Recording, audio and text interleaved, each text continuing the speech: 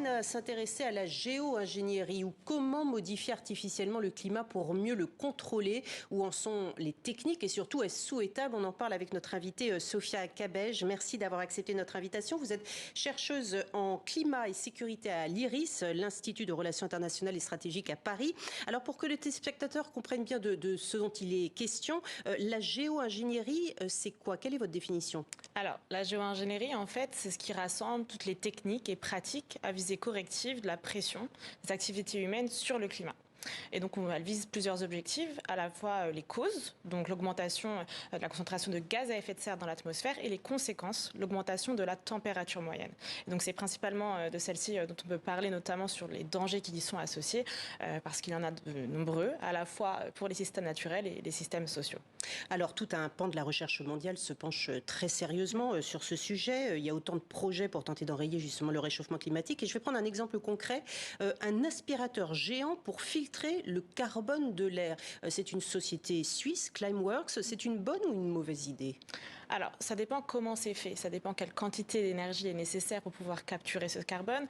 Pour l'instant, ce sont des projets qui sont à leur balbutiement, ce n'est pas diffusé à grande échelle. On est en train de tester ces techniques-là, à savoir dans quelle mesure en fait est-ce qu'elles seront efficaces, notamment pour être en capacité de stocker dans les profondeurs géologiques ce CO2. Et oui, parce que qu'est-ce qu'on en fait de ce CO2? Alors, ce CO2, il est donc aspiré par ces grands aspirateurs que vous décriviez, et ensuite on les amène en fait dans les sous-sols géologiques. Et bien, il y en a des terrestres, il en a également dans les océans, et l'objectif en fait c'est de diminuer la quantité de CO2 qu'il existe dans l'atmosphère.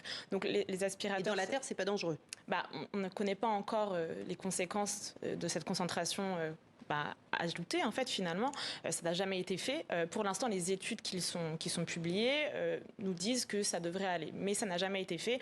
Ce sont des technologies, ça faut le souligner, qui sont quand même largement notamment diffusées dans les différents scénarios de long terme pour parvenir à cette fameuse neutralité carbone à 2050. Et oui, parce que l'idée en soi paraît bonne. Il y a aussi d'autres exemples, des avions faiseurs de pluie, des techniques également de gestion du rayonnement solaire. J'évoquais l'expression tout à l'heure de jouer aux apprentis sorciers. C'est un peu ce qu'on fait?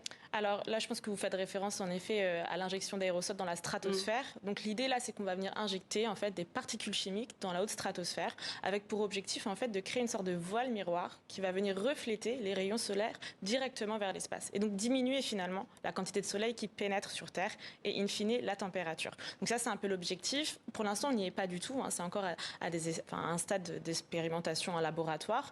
On passe maintenant à l'expérimentation à échelle réelle, et ça pose des vraies questions. Qui le fait? Dans quelles conditions est-ce que ce serait déployé? Pour l'instant, il n'y a pas de cadre de gouvernance, et c'est notamment ça le vrai enjeu. On n'a pas en fait de cadre qui nous dit comment on pourrait faire ça. Mais je pensais qu'en 2010 avait été signé aux Nations Unies justement un moratoire sur la géo-ingénierie, justement jusqu'à ce qu'un cadre réglementaire soit mis en place. Donc ce cadre réglementaire, 12 ans plus tard, n'a toujours pas été mis en place. Alors le cadre dont vous parlez, c'est pour certains types de technologies. Pour la géo-ingénierie solaire, il n'y a absolument aucun cadre. Il pourrait par contre rentrer dans différents cadres de gouvernance, que ce soit la convention qui avait été signée suite à l'opération Popeye, lorsque les États-Unis avaient donc ensemencé ces nuages-là, et on avait décidé de ne plus utiliser, notamment à des fins militaires, des technologies qui visent à modifier l'environnement. Pour autant, aujourd'hui, que ce soit la géo-ingénierie solaire ou du CO2, ne fait pas l'objet en fait d'une gouvernance spécifique, et elle montre même, notamment lors des débats aux Nations Unies, de vraies oppositions de certains pays pour la faire avancer, notamment de l'Arabie Saoudite, par exemple. Et justement, je me demandais, plutôt que de faire avancer la cause climatique, est-ce que la géo-ingénierie, au contraire, ne rend pas un petit peu pantouflard, si je peux me permettre cette expression, c'est-à-dire de se dire on a d'autres moyens techniques, finalement, pas besoin de... C'est exactement ça, c'est la question de l'aléa moral en fait.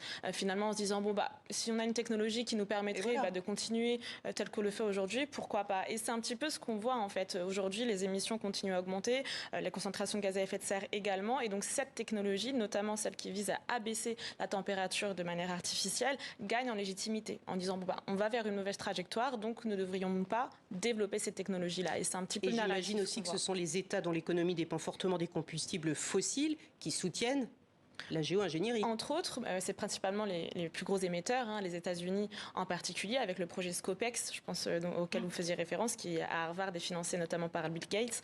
Ce sont en fait les pays du Nord, les pays responsables des émissions historiques, qui investissent massivement dans ces techniques-là pour plusieurs raisons, parce qu'elles ont une avancée technologique également, mais aussi à des visées stratégiques. Donc la géo-ingénierie solaire intéresse notamment le milieu militaire pour plusieurs raisons. Donc pour conclure, on peut dire qu'il faut avoir en fait un regard très nuancé sur cette avancée technologique. Il y a des pour, il y a des contre, c'est ça ? Il faut avoir un regard nuancé, c'est important d'en parler, de pouvoir faire savoir en fait à tout le monde ce qui est en train d'être développé, et puis ensuite d'ouvrir le débat, et notamment la gouvernance, de manière assez large, aux scientifiques et au-delà. Donc techniquement ça peut être faisable, mais ensuite vient à l'intégrer dans nos façons de faire en fait dans la société. Est-ce que c'est souhaitable ou pas ? Ça reste un débat aujourd'hui. Merci beaucoup Sophia Cabej d'avoir été avec nous pour attirer notre attention justement sur cette question. Merci.